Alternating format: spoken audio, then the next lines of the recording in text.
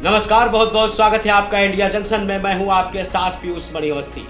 2024 से अपने अस्तित्व की लड़ाई लड़ रही मायावती ने अचानक कुछ बड़े फैसले लिए, जिनमें से एक फैसला था आकाश आनंद को पार्टी से बाहर का रास्ता दिखाना। उसके बाद होली संपन्न हुई और होली के बाद माया दोबारा 2007 के फुल फॉर्म में लौटती हुई नजर आ रही।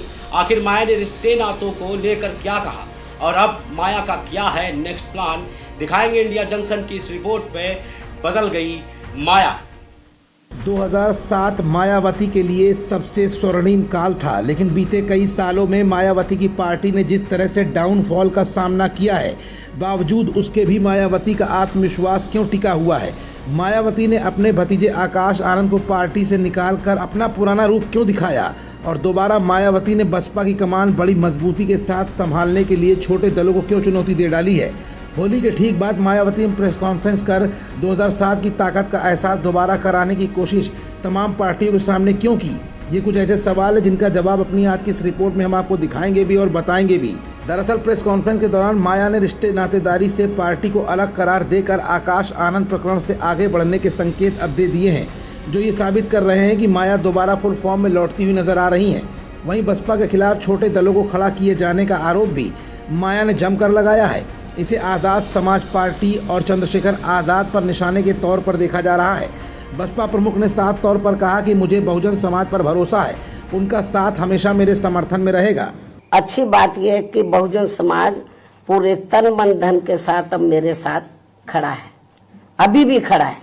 बहुजन समाज पार्टी की राष्ट्रीय अध्यक्ष मायावती ने प्रेस कॉन्फ्रेंस कर जोरदार हमला अब बोल दिया है। मायावती ने विपक्षी दलों पर बसपा को कमजोर करने के गंभीर आरोप लगाए हैं। उन्होंने निशाना साधते हुए कहा कि जातिवादी और सांप्रदायिक पार्टियां किस्म किस्म के हथकंडे अपनाकर बसपा को कमजोर और खत्म करना चाहती हैं। सभी जातिवादी व खासकर दलित विरोधी पार्टियां किस्म किस्म के हथकंडे इस्तेमाल करके बीएसपी को कमजोर व खत्म करने में लगी है। इसके साथ ही मायावती ने दो टूक अंदाज में कहा कि मेरे भाई बहन और अन्य रिश्तेदार सिर्फ बहुजन समाज का ही एक अंग है, उसके सिवाय कुछ भी नहीं है।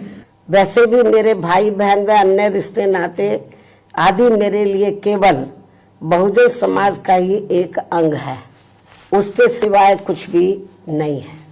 बसपा सुप्रीमो मायावती ने अस्तित्व से जूझ रही बहुजन समाज पार्टी के कार्यकर्ताओं को भी बड़ा संदेश देने की कोशिश की है। उन्होंने कहा कि पार्टी और मूवमेंट के हित और बहुजन समाज के लोग ईमानदारी निष्ठा के साथ काम करते हैं, उन्हें पार्टी में आगे बढ़ाने का मौका दिया जाएगा। इसमें मेरे रिश्ते नाते आड़े हाथों नहीं आएंगे।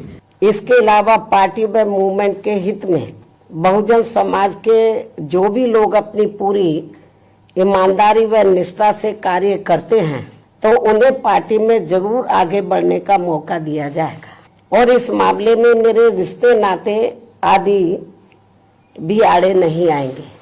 इसके साथ ही मायावती ने अगले पल कहा कि पहले दलित और अन्य उपेक्षित वर्ग के लोग जातिवादी उच्च वर्गों के लोगों के सामने चारपाई और कुर्सी पर बराबर बैठने की हिम्मत नहीं जुटा पाते थे। मायावती ने कहा कि वर्ष 2007 में पूर्ण बहुमत की सरकार बनने के बाद ये सब कुछ काफ़ी बदल सा गया था। बसपा सुप्रीमो ने आगे कहा कि पिछले कुछ सालों में सत्ता और विपक्ष में बैठी जातिवादी, सांप्रदायिक और पूंजीवादी पार्टियां किस्म किस्म के हथकंडों के जरिए बसपा को कमजोर करने की पूरी कोशिश कर रही हैं, क्योंकि उन पर पार्टियों को बसपा का 2007 में पूर्ण बहुमत की सरकार बनाना अभी तक गले से नीचे नहीं उतर रहा है। बाबा साहेब के जीवित रहने के दौरान भी जातिवादी पार्टियों ने बसपा को कमजोर और खत्म करने की साजिश कुछ इसी तरह से रची थी।